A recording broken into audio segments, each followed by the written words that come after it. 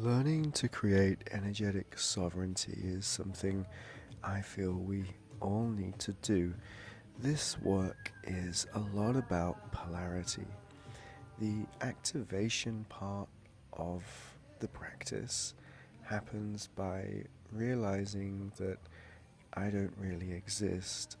and in realizing that I don't really exist and my client doesn't really exist, we both surrender to a higher truth, to our higher self, and that allows all the bullshit, really, all the blocks, all the falseness in our reality to fall away. But activations don't always happen immediately, and they don't always happen for everybody. So in the level 1 part of the work, we're mostly learning to work with trauma and emotion. So the descent of Kundalini comes down through the top of our crown, and this is acknowledging that we don't really exist. And then there's an ascent of Kundalini, and this happens through polarized energy, primarily a masculine and feminine polarized energy. So to work with the lower store of Kundalini, we can do this through the polarity within ourselves, although it is helpful to be witnessed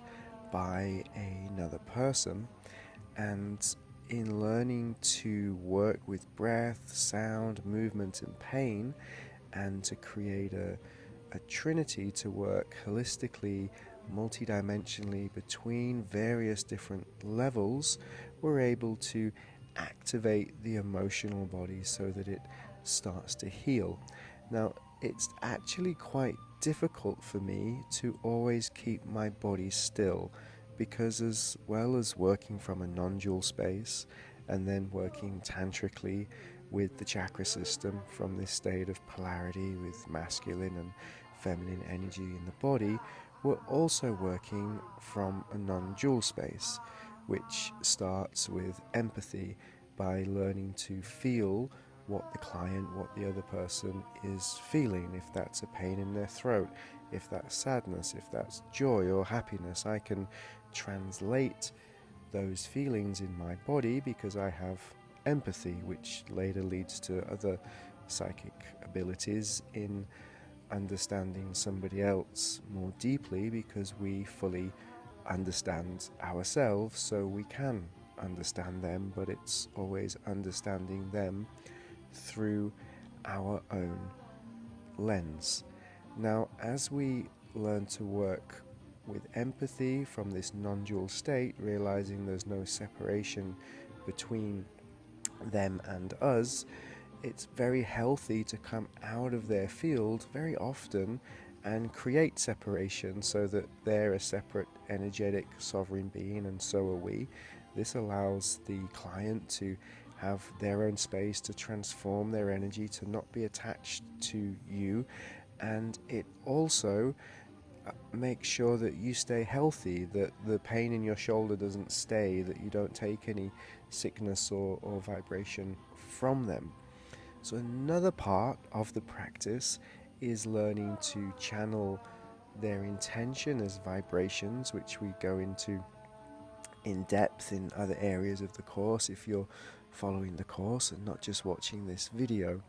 So in the sense of me trying to stay still, what we learn about activation practices, as you can see, Mana here is moving a lot and dancing because she has a very open energetic body. She meditates a lot.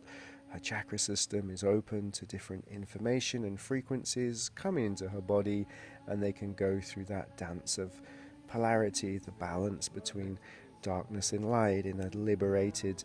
joyful expression. And this dance of reality will continue forever, or until every human is enlightened. But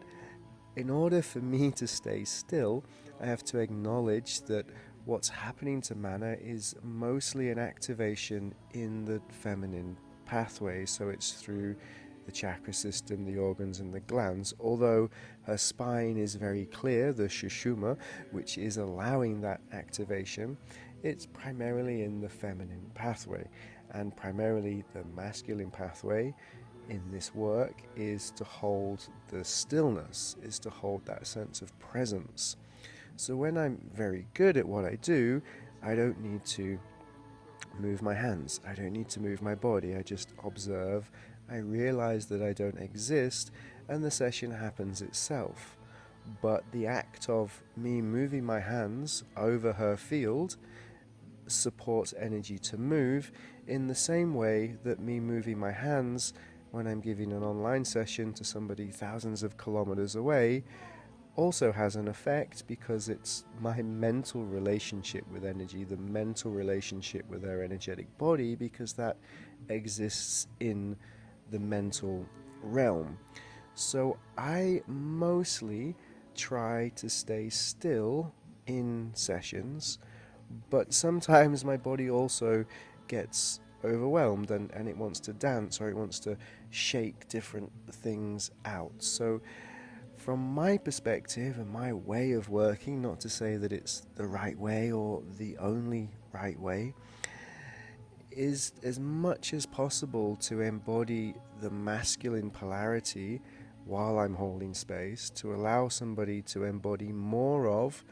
the feminine polarity, while at the same time, in order for a Kundalini activation to happen, or especially a Kundalini rising and a full awakening, we need to be active and balanced in both the masculine and feminine, which just always takes us back to the great paradox that we're trying to understand, that there is duality, there is non-duality, and there is duality and non-duality existing at the same time, where we honor our separation, but we're fully aware of our oneness, and that it's actually oneness which is guiding how we act and the karma that we create in duality